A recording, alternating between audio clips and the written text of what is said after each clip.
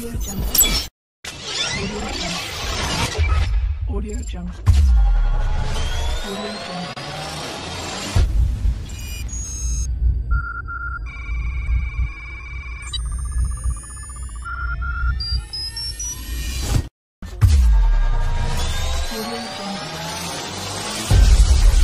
Audio Jungle.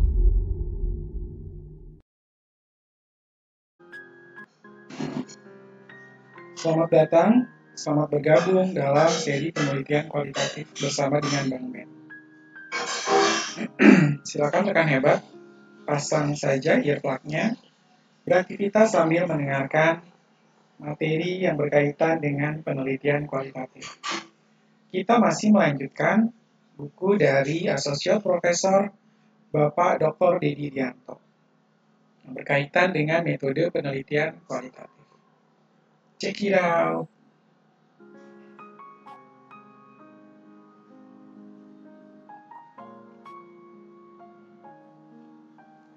Hari ini kita masuk ke bab yang kelima.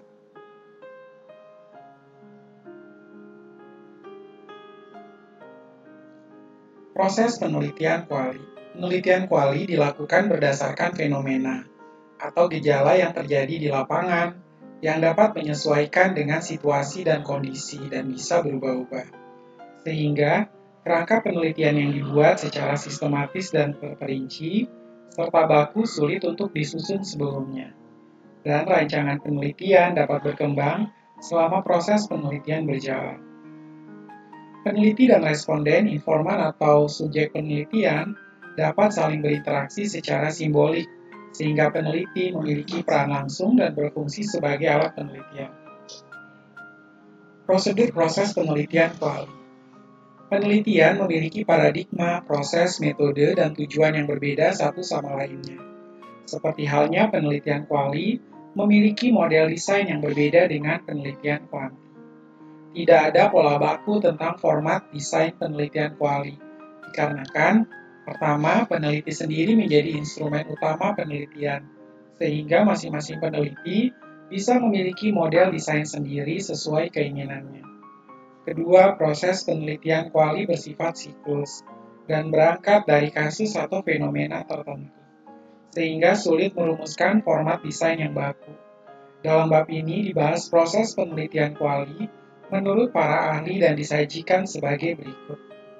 Tahapan kegiatan kuali dikemukakan oleh John W. Creswell 2003 dalam tahapan atau prosedur dalam pendekatan kuali.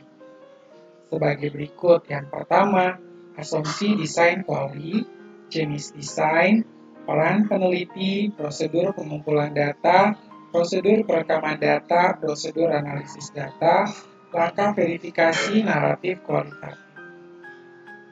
Sugiono 2007 mengungkapkan dalam penelitian kuali ada 3 tahapan utama, yaitu tahap deskripsi atau orientasi, di mana peneliti mendapat informasi yang diperoleh, kemudian melakukan deskripsi terhadap apa yang dilihat, didengar, dirasakan pada saat melakukan penelitian. Tahap reduksi, di mana peneliti pada tahapan pertama melakukan reduksi semua informasi yang diperoleh. Selanjutnya, fokus pada masalah tertentu.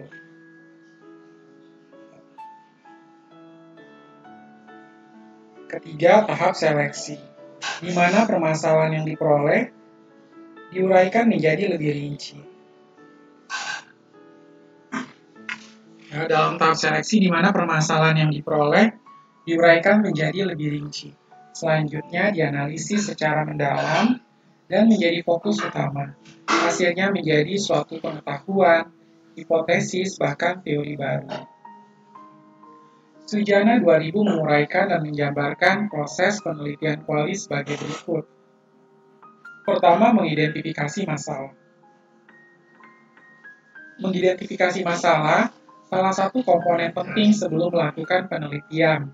Fenomena permasalahan dapat timbul akibat adanya sesuatu yang diharapkan dan dipikirkan dan sesuatu yang dirasakan tidak sesuai dengan kenyataan. Fenomena tersebut menjadi tantangan bagi peneliti untuk mencari jawabannya yang tertuang pada identifikasi masalah. Di dalam penelitian kuali, sebaiknya peneliti melakukan identifikasi masalah dengan menggambarkan secara komprehensif permasalahan dengan bidang yang diteliti.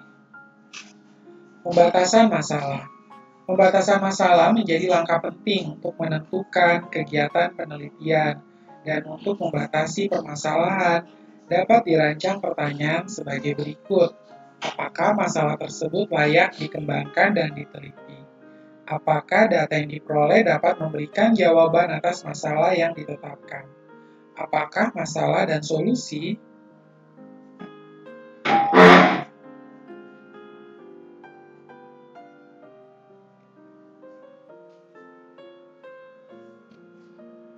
dapat memberikan manfaat bagi pembaca? Apakah permasalahan tersebut baru dan aktual atau sebaliknya? Apakah sudah ada peneliti lain yang melakukan penelitian yang sama? Apakah dengan melihat kemampuan peneliti, akses memperoleh informasi, dana, dan waktu, serta ketersediaan sumber daya lainnya, permasalahan yang ditetapkan layak untuk diteliti? Penetapan fokus penelitian. Supaya permasalahan tidak melebar, dibutuhkan penetapan fokus. Berarti peneliti telah membatasi kajian dan hasil temuan. Peneliti perlu menetapkan kriteria data penelitian untuk mempermudah reduksi data yang tidak relevan dengan fokus penelitian.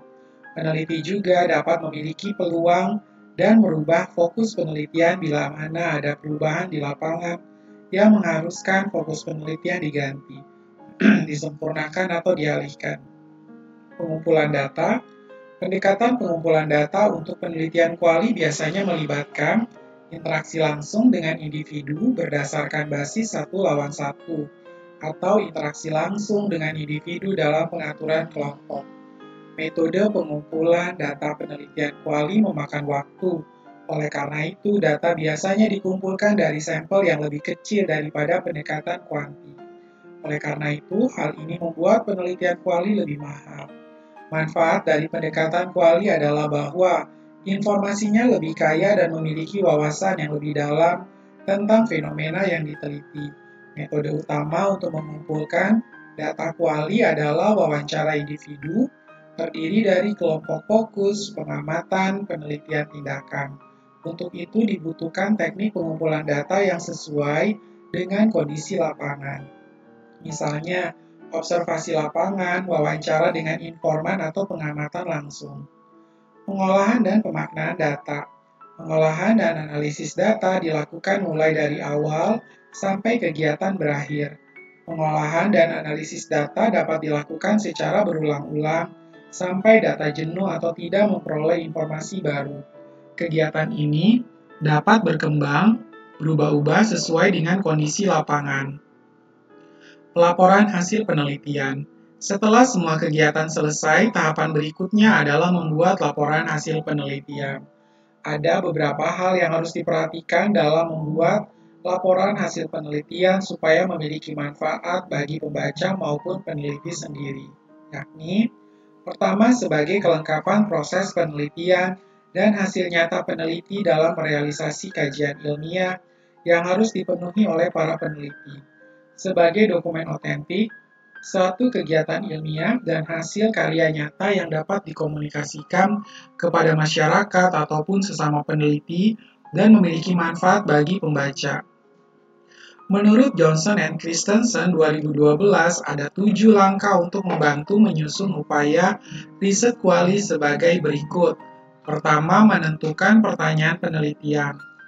Pertanyaan terfokus adalah jantung dari penelitian kuali yang dapat ditindaklanjuti. Bahkan mereka berada di jantung penelitian kuanti yang baik juga dan memainkan peran kunci dalam pemikiran Lynn Wax. Apakah pengguna tidak menggunakan aplikasi seluler karena kegunaan, masalah keamanan, atau hal lain? Bagaimana pengguna membuat keputusan tentang cara berinvestasi? Apakah mereka bertanya kepada teman, menggunakan penasihat keuangan, atau melakukan riset sendiri? Rancang studi. Mendapatkan masukan dari pengguna dan bukan hanya diskusi internal adalah langkah awal yang penting. Dengan pertanyaan penelitian didefinisikan. Apa dari penelitian telah ditetapkan? Sekarang pikirkan. Who, when, where, and how. Ada keuntungan dan tantangan logistik untuk mengumpulkan data yang Anda butuhkan. Ini masalah perdagangan mereka. Who, siapa? Untuk sesi tatap muka, cari tahu siapa yang akan hadir, baik tipe peserta dan fasilitator. Semua pedoman biasa untuk merekrut peserta berlaku di sini.